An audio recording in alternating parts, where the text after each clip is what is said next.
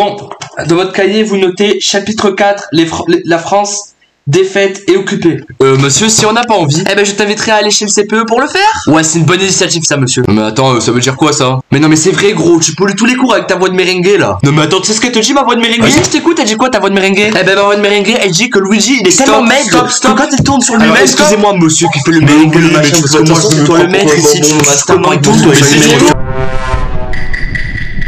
Donc dans vos cahiers, vous notez la France déclare la guerre en Allemagne en septembre 1939. Monsieur, on peut pas abréger s'il vous plaît, parce que pour moi en fait j'ai mal au pouce. Vas-y, arrête de rendre fou là. Mais que je rends fou, je demande juste qu'on abrège. Il me semble pas t'avoir donné la parole. Ok, d'accord. Eh, c'est bon, là, tu rends Voilà, fou, ok.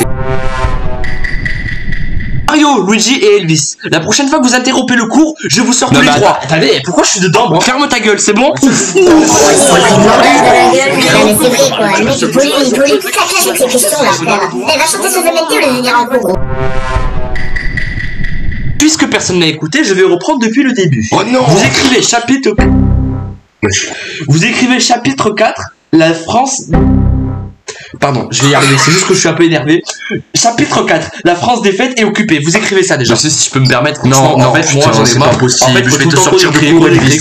Tu commences à me On va jamais y arriver quoi. C'est insupportable, on va jamais avancer le cours avec son truc et ça, c'est bon.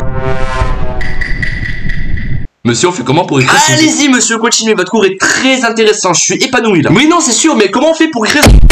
Non, là stop. Luigi, qu'est-ce que tu fais là? Mais d'où tu sors ça toi? Soyez content, il va se taire au moins. Non, mais attends, mais tu lui as mis un coup avec un marteau. Hey, détendez-vous monsieur, soyez zen, ça va bien se passer maintenant. Donc vous écrivez la France déclare la guerre en Allemagne en septembre 1939. Monsieur, s'il vous plaît, je peux aller à l'infirmerie. Ah, ça y est, commence pas toi, vas-y, écris. Ensuite vous écrivez pendant 8 mois, c'est la drôle de guerre. Monsieur, s'il vous plaît, je peux aller à Il l'infirmerie. n'y a pas de combat. Monsieur, s'il vous Donc pendant 8 mois, c'est la drôle de guerre, c'est-à-dire qu'il n'y a pas de guerre. Monsieur, laissez-moi aller à l'infirmerie, s'il vous plaît, j'ai vraiment mal. Donc je disais, la France est attaquée par l'Allemagne et... Je suis en train de me gaver là. Mais l'infirmerie. Ouais, Elvis il est clavant depuis ce matin là, c'est une pipelette le gars, c'est trop. Allez, moi je sens que je vais craquer aussi. Mario, peux-tu nous lire la leçon comme ça au moins tu te fais pas interrompre toutes les 2 minutes toi? Non mais attendez, on va reprendre. C'est pas vous la dernière fois qui avait dit que je lisais trop Oh, il bien va pas et s'y que mettre lui moi, aussi, merde. Mario, ça c'est une histoire lointaine. Oh non, pas du tout, c'était hier. Qu'est-ce que tu casses les couilles toi aussi? Vas-y lis là. Non mais j'ai jamais dit non, hein, c'est vous qui partez dans Et les... voilà, et voilà. voilà. La France déclare la guerre en Allemagne en septembre 1939. Pendant 8 mois, c'est la drôle de guerre. Il n'y a pas de combat. Le 10 mai 1940. Bon monsieur, maintenant stop, arrêtez de dire non, c'est parce que moi. Oh putain, je vais les taper. Avec les couilles. Dis-moi la fin des cours quoi, j'en ai marre moi. La France déclare la guerre en Allemagne en septembre 1939. Pendant 8 mois, c'est la drôle de guerre. Il n'y a pas de combat. Le 10 mai 1940, la France est attaquée par l'Allemagne et connaît en quelques semaines un désordre militaire qui entraîne un exode des Français du nord vers le sud. Dites pas merci surtout. Foutez de ma gueule. Ok Luigi, lis-le. Comment? Pardon, Luigi, lis-le. Tu peux dire à ma place s'il te plaît? De quoi? Luigi, lis-nous la suite. Je t'ai pas demandé de faire des commentaires Mario. Mais... Exode, pardon. Fuite massive des civils devant l'avancée des troupes allemandes en mai. Je vais recommencer. La France déclare la guerre. Bon, Elvis, lis-nous. Mario, pour la dernière fois, sans commentaire.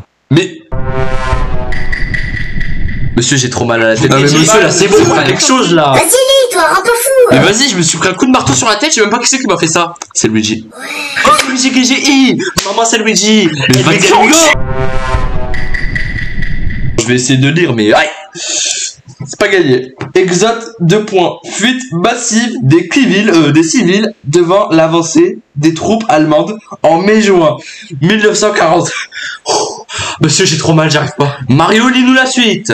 Pourquoi? Pour que vous lisez un Exode. Fuite massive des civils devant l'avancée des troupes allemandes en mai-juin 1940. Problématique. Quelles sont les conséquences de la défaite de 1940 en France? Les réactions face à la défaite de 1940. C'est quoi les réactions? C'est marqué sur la feuille du con. C'est quoi toi? Je déteste ce travail. Charles de Gaulle a participé à... Charles de Gaulle a participé à la première... Pardon. Pardon. Charles de Gaulle a participé à la première...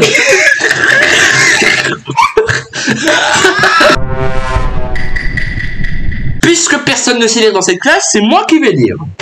Charles de Gaulle a participé à la Première Guerre mondiale. Il fut nommé général et entre au gouvernement en juin 1940, après la formation du gouvernement Pétain. Le gouvernement pétomane, ouais. Là, je trouvais ça marrant. Continue le grillon. Vous allez faire ça toute l'heure. Charles de Gaulle a participé à la Première Guerre mondiale. Il fut ensuite nommé général et entre au gouvernement en juin 1940, après la formation du gouvernement pétomane. Ah, très marrant. Ah, je suis mort de rire. Il me rate 2 balles là. C'est pas moi, c'est lui qui avait fait la blague. Il rejoint Londres. Entre guillemets, l'espérance doit être... Non, l'histoire... Pardon, attendez, Attendez, entre guillemets, l'espérance doit être... Non, attendez. Entre guillemets, l'espérance doit être... Vas-y, là, putain. Attendez, entre guillemets... Entre guillemets, doit être... Je reprends depuis le début pour les incapables. Attendez, j'ai perdu ma page. Attendez. Attendez, 2 secondes. Ah, attendez, temps mort. On a tout notre temps, monsieur. Attendez 2 secondes. Ah, voilà. Charles de Gaulle a participé à la Première Guerre mondiale. Il fut ensuite nommé général et entre au gouvernement en juin 1940. Après la formation du gouvernement Pétain, il rejoint Londres. Entre guillemets, l'espérance doit-elle disparaître? La défaite est-elle définitive? Non, cette guerre n'est pas limitée au territoire, malheureusement, de notre pays. Cette guerre est une guerre mondiale, foudroyée aujourd'hui par la force mécanique. J'invite les officiers et les soldats français qui se trouvent en territoire britannique, ou qui viendraient à s'y trouver. J'invite la flamme de la résistance française ne doit pas s'éteindre et ne s'éteindra pas. Discours du général de Gaulle sur la radio britannique, 18 juin 1940. Force mécanique, ensemble des équipements militaires, foudroyés, abattus, massacrés. Donc là, vous avez les questions, donc vous faites les questions. Temps mort, monsieur. Pas les questions, non. Pas les questions, monsieur. Je veux pas les questions. Eh ben, j'en apprends tous les jours avec vous, monsieur.